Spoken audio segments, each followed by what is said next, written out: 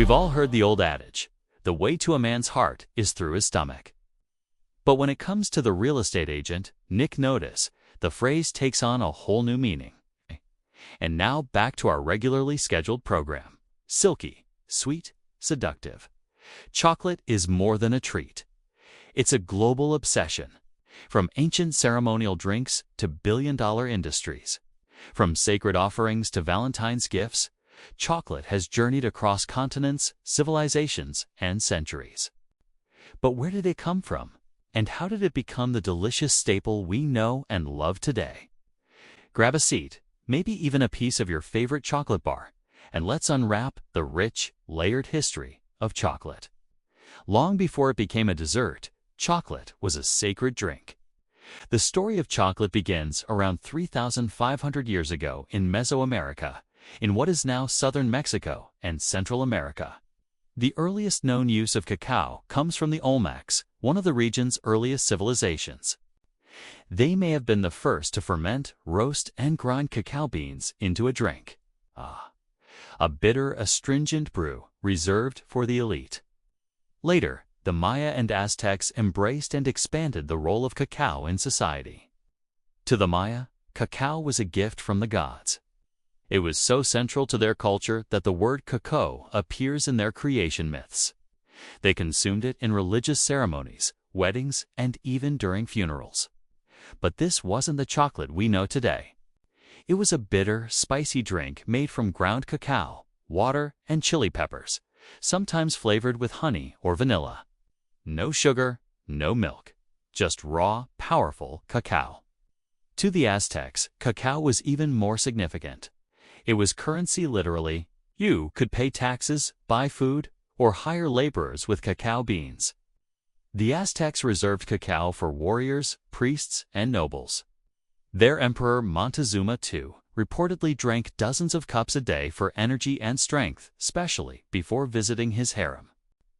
To ancient Mesoamericans, chocolate wasn't just food. It was divine. The Maya believed cacao was discovered by gods in a sacred mountain.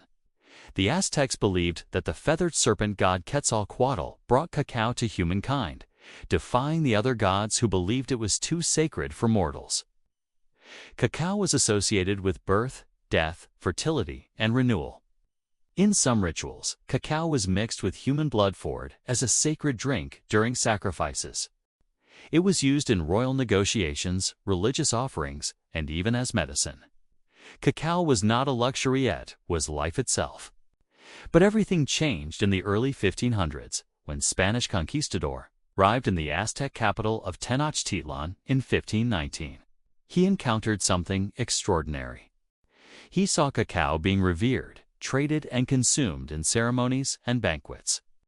The Spaniards were fascinated. They brought cacao beans back to Europe, along with gold, silver, and other riches from the New World.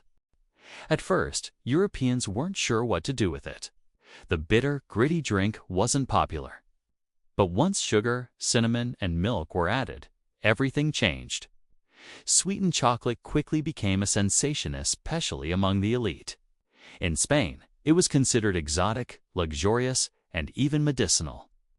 The Catholic Church debated whether chocolate broke religious fasts. Ultimately, they declared it did not. By the late 1500s, chocolate had spread to Italy, France, and England. But it remained a privilege of the wealthy, served in royal courts and elite salons. As coffee and tea swept across Europe, chocolate joined them. In 1657, London saw the rise of its first chocolate house, luxurious, exclusive place where men would gather to sip rich, spiced chocolate and discuss politics, literature, and finance. These chocolate houses became hotbeds of intellectual thought, secret societies, and even scandalous gossip. Some were even used to hatch revolutionary plots. But this growing demand came with a terrible cost. To meet Europe's appetite, cacao plantations were established across the Caribbean, Central and South America. These were built on the backs of enslaved Africans. Chocolate became tied to colonialism, slavery, and exploitation, a dark chapter that's still being reckoned with today. Until the 1800s, chocolate was mostly consumed as a drink. But the Industrial Revolution changed everything. In 1828, a Dutch chemist named Conrad van Houten invented the cocoa press. This machine separated cocoa butter from cocoa solids, making chocolate smoother, lighter, and cheaper to produce. Soon after, Dutch processed cocoa became the norm, less bitter and more versatile. In 1847, the English company Fry & Sons created the first solid chocolate bar by combining cocoa butter, sugar, and cocoa powder. In 1875, a Swiss chocolatier named Daniel Peter teamed up with Henry, who had invented powdered milk. Together, they created the world's first milk chocolate bar. By 1879, Rodolphe Lindt invented the conching process, slowly stirring chocolate to give it a smooth, velvety texture. These innovations gave birth to the chocolate industry as we know it. Companies like Cadbury, Lindt, and Hershey emerged, making chocolate affordable and accessible for the masses. No longer a luxury for kings and priests, chocolate became everyone's favorite treat. Chocolate became more than a snack, it became a symbol of comfort and care. During World War I and II, chocolate was included in soldiers' rations. It provided energy, morale, and a taste of home.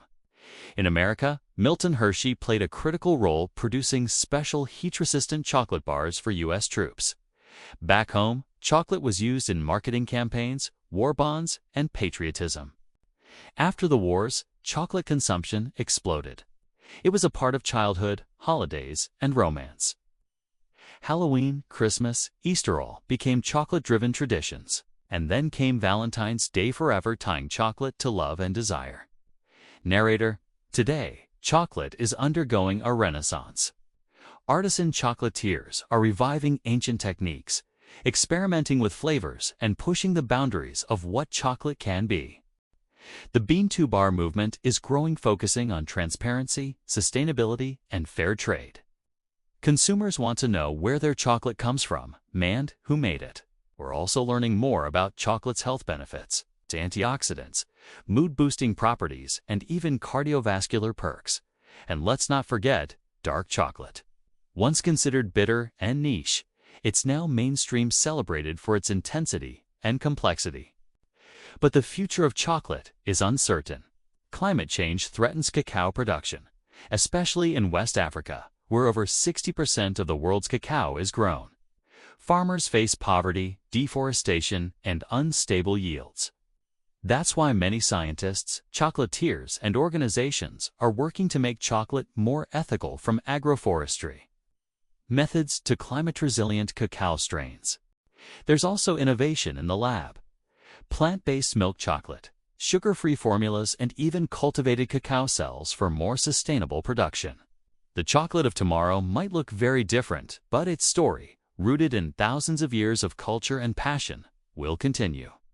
From sacred rituals in Mesoamerican temples to royal courts in Europe, to lunchboxes, holidays, and heart-shaped boxes, chocolate has touched nearly every culture, class, and corner of the world. It's more than food, it's culture, art, and heritage. So the next time you enjoy a piece of chocolate, remember your tasting history. Thanks for watching. If you loved this journey through the origin of chocolate, hit that like button, subscribe for more. If you let us know in the comments, what's your favorite kind of chocolate?